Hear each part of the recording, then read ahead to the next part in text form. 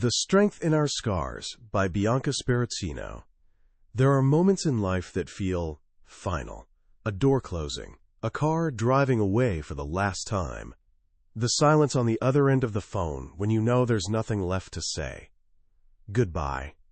It's a strange word, isn't it? We're told it's an ending, a finish line we have to cross to move on.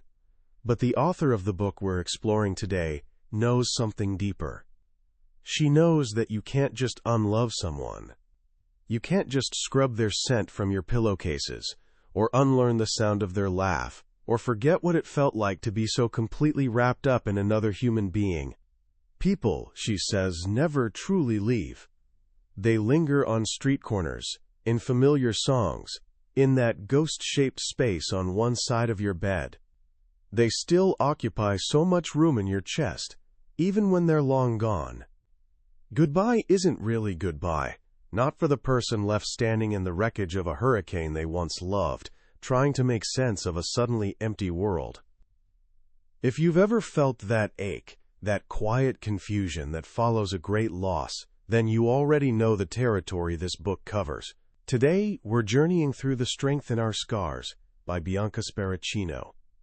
This isn't a book in the traditional sense. It has no chapters, no complex theories.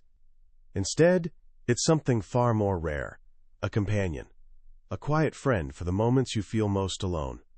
It's a collection of thoughts, poems, and gentle reminders that's become a quiet phenomenon, a lifeline for hearts navigating the difficult terrain between pain and healing.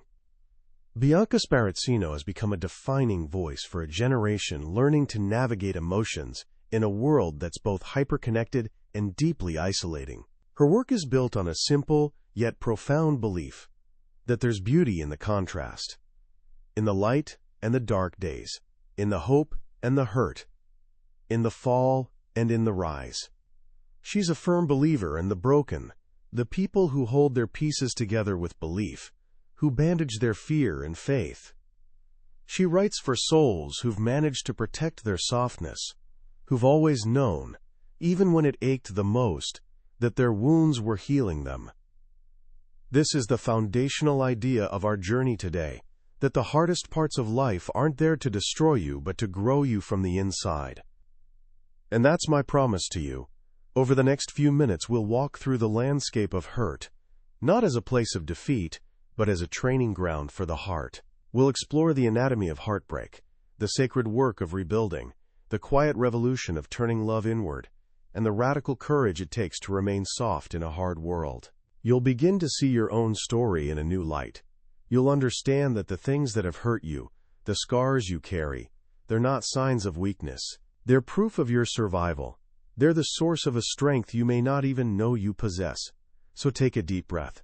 Let's begin. Act 1. The Anatomy of Heartbreak. Every journey of healing begins with a wound. And this book doesn't shy away from the raw, visceral experience of being hurt. It starts by acknowledging the pain. The world, it tells us, is going to give you beauty, but it will also give you pain. And the greatest lesson is learning to see that this too is a gift. A difficult gift, to be sure. It's the kind of gift that leaves you feeling like your own body has become a graveyard for those who couldn't love it, your heart a cemetery for those who disappeared. But why does this happen? Why do people leave? Often, in our pain, we tell ourselves a simple, cruel story. They left because they didn't love me. But Sparacino offers a more compassionate, more complex truth. She paints a picture of the person who left, not as a villain, but as someone shaped by their own unhealed past. Perhaps, she suggests, they left because when they were 14, they held a broken friend in their arms and feared the day they'd have to mourn a last goodbye. Or maybe at 17, they noticed the cold distance between their parents at the dinner table and learned that "I love you" doesn't always mean "I'll stay." Maybe at 21, they read an article about how many people in relationships were still using dating apps, and they convinced themselves that there would always be another, better option just around the corner. Or perhaps at 25, they watched their grandfather waste away after losing the love of his life and finally understood how cruel it was to love something that death could touch. They didn't leave you because they didn't love you, she repeats like a mantra. They left because they never learned that they could be better than their past. They left because they didn't see devotion win. They left you because they didn't love themselves enough to believe that they could be different. This reframing doesn't erase the pain of being left, but it infuses it with understanding. It shifts the narrative from "I wasn't good enough" to "they weren't ready." This understanding helps us confront another lie we often tell ourselves: the myth of fate. We use fate as an excuse, as an apology for the people we've walked away from. We say, if it was meant to happen, it would have. But the book challenges this passive view. It argues that fate doesn't exist, only effort does. And that's where we fail each other. If it was meant to happen, we would have made it happen. We would have stayed. We would have fought. This is a hard truth, but it's a powerful one. It takes the story out of the hands of destiny and places it back into the realm of human choice, human effort, and human fallibility. This is the landscape of heartbreak the book lays bare, a place of real pain, caused by real people, with their own real, unhealed histories. And it's only by standing in this truth that we can begin the sacred work of rebuilding. Act 2, the sacred work of rebuilding. So here you are, in the aftermath. The pieces of your life, your heart, your sense of self, scattered. What do? The book's central metaphor is both simple and profound. Don't fear the brokenness. Don't lament what's lost. Instead, splay all those pieces across the kitchen floor. Imagine this act. It's not an act of defeat. It's an act of courage. It's a form of self-archaeology. You're looking at each fragment with intention. The memories, the sacrifices, the inside jokes, the silent promises. You're looking at it all from a place of healing, and you're choosing to create yourself again. This isn't about gluing the old you back together. This is about forging someone new from the raw materials of your experience. Shape your spine stronger, your heart bigger, your eyes wider. This is the essence of rebirth. But this process is anything but linear. It's messy, unpredictable, and deeply personal. Sparacino emphasizes that there's no formula for healing. One day you'll have the answers clenched in your palms, and the next you'll be melted on the kitchen floor, asking the world to be quieter for a while. Some mornings your scars will ache with a phantom pain. Other mornings you'll wake up with a surprising lightness, with hope dripping from your fingertips. This oscillation isn't a sign of failure. It's the rhythm of your growing, the balancing of the scales within you. Healing can look like anything. It can be sitting in a coffee shop, writing the years from your mind. It can be laughing until you cry with your friends. And sometimes it's just rest, hiding from the world, letting the inner noise settle into a quiet stillness. The book validates all of these paths. It tells you, whatever your healing looks like today, just allow it to be what it is. Just take care of yourself. In this quiet, often difficult work, we discover a new definition of courage. It isn't always about grand, heroic acts. Sometimes, courage is as simple as opening your eyes in the morning when your heart is heavy. Sometimes, it's making breakfast without spelling their name in your cereal. Sometimes, courage is the way you slowly comb them out of your hair, or hear their voice in public and don't turn your head. Sometimes, your mountain to climb is made up of weekdays and months, of just pushing yourself forward when you want to sink into the past. This is the quiet fight, the dim softness within you that flickers even on your darkest days and reminds you that you're strong, that you're growing, that there's hope. And in this fight, you slowly learn the difference between forgetting and forgiving. Healing isn't about erasing the past, it's about making peace with it. You can finally say you've healed, not when you've forgotten, but when you've forgiven. Forgiveness, the book clarifies, is never about the person who wronged you. It's about learning how to give yourself the closure you seek from others. It's about accepting the things you cannot change and befriending your past rather than making it an enemy. It has always been about you. Act 3. The inward turn, becoming your own home.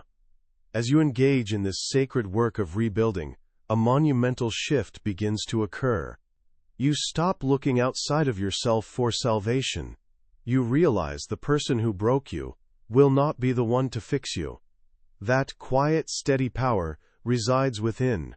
This is the inward turn. It's the moment you decide to stop waiting for someone to make you whole. It's the moment you decide to take all of that incredible love, all of that care and attention you've been pouring into others, and you finally, bravely, decide to give it to yourself. This is the process of learning to be your own home. What does that mean? It means you can lose yourself in books, in art, in the haze of new horizons.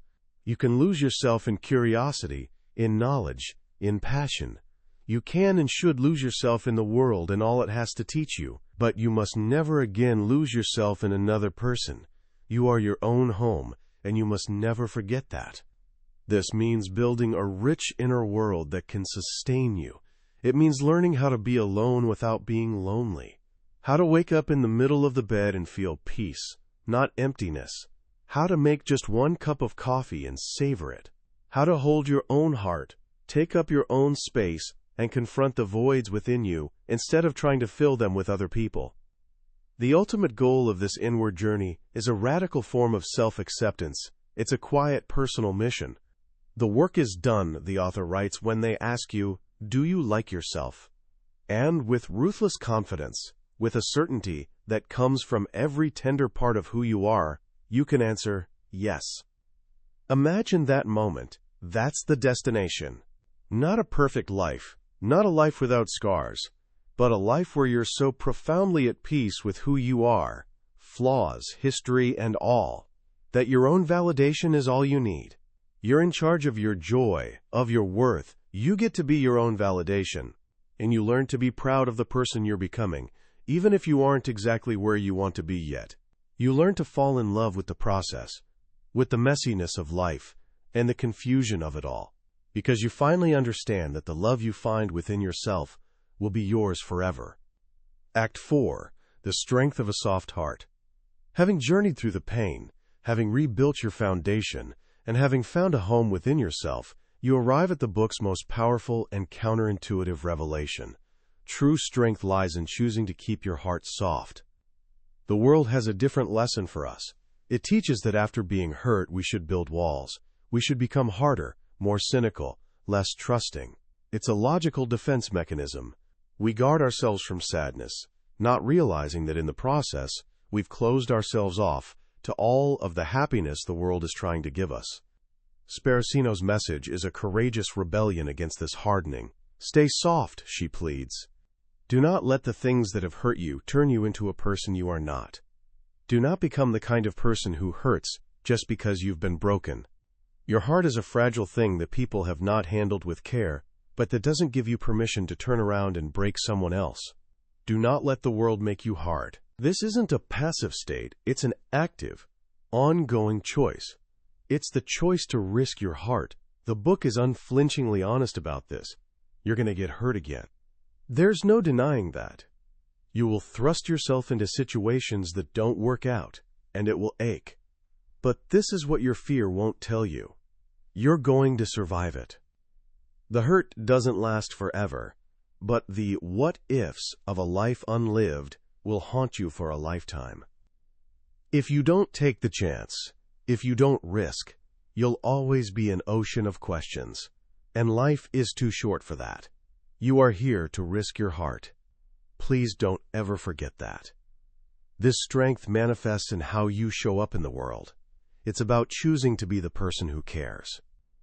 The person who makes the effort, who loves without hesitation.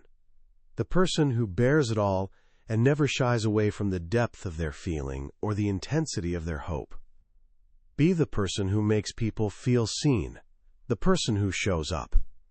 Because, as the author states, the world doesn't need any more carelessness or disregard. There's nothing stronger than someone who continues to stay soft in a world that hasn't always been kind to them. This philosophy extends to how you love others. When you care for someone, you must be good to them. You must put your phone down and connect. You must choose them every single day. And if you cannot, you must be brave enough to let them go. Because people who love with everything they have must be set free from a love that's only given in halves. This is the ultimate strength found in our scars. It's not the hardened, calloused strength of something that cannot be broken. It's the resilient, flexible, and profound strength of a heart that's been broken, has healed itself, and has chosen against all odds to remain open and capable of giving and receiving love. It's the quiet power of a soul that's walked through the fire and come out not burned but illuminated. There are some books that you read and there are other books that you feel. The strength in our scars is firmly in that second category. It isn't a complex philosophical text or a step-by-step guide. It's a mirror. It holds up a reflection to our own experiences of heartbreak, of loss, of feeling utterly lost, and in doing so, it does something incredibly powerful. It makes us feel seen, and in feeling seen, we feel less alone. The most profound lesson I take from Bianca Sparacino's work is its quiet rebellion against the modern world's obsession with appearing invincible. We're constantly told to be strong, to be resilient, which too often gets translated into, don't show you're hurting. We curate our lives online to show only the highlights, the wins, the perfect moments. This book is the antidote to that pressure. It gives us permission to be human. It tells us that our cracks aren't flaws to be hidden. They're the very places where the light gets in.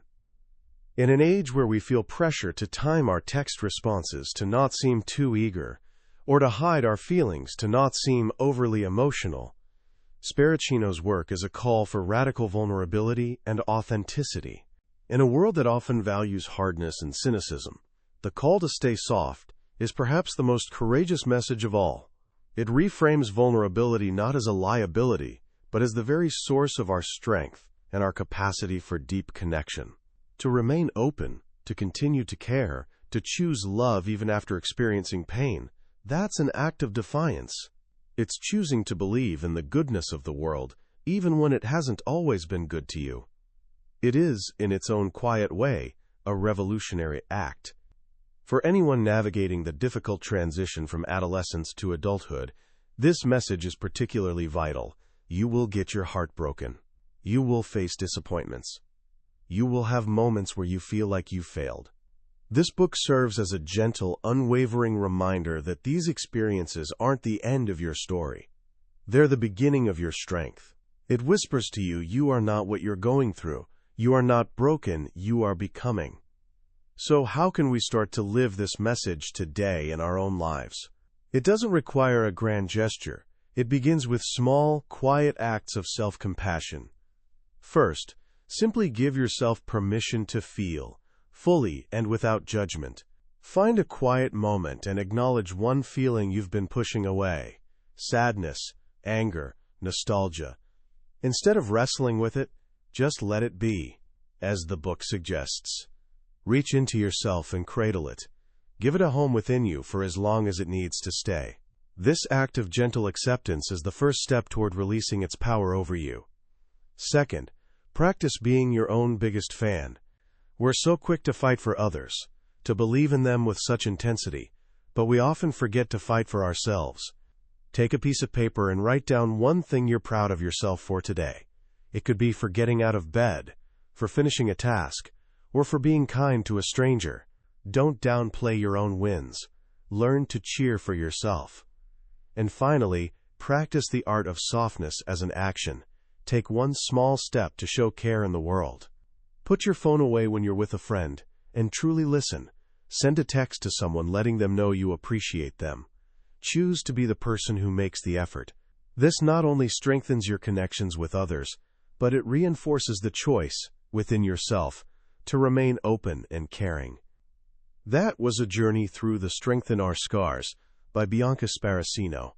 We've touched on the main currents of this beautiful work today, but I have to be honest with you. A summary can only ever be a map. It can't be the journey itself. The real magic of a book like this happens in the quiet moments when a single phrase lands in your heart in a way you never expected. This overview is designed to help you see if this is a path worth walking for yourself. If anything we've explored today has resonated, if you felt a flicker of recognition in these words, I encourage you to pick up a copy. Reading it isn't just about gathering information. It's an experience that can genuinely and gently change the way you see yourself and the beautiful, messy, and ultimately strengthening journey of your own life. You can find a link to the book in the description below. Also, if you found this exploration valuable, it would mean the world if you'd hit that like button and subscribe to our channel. That way, you won't miss our next deep dive into another life-changing book from the Billionaire's Bookshelf. Let's keep exploring, learning, and growing together.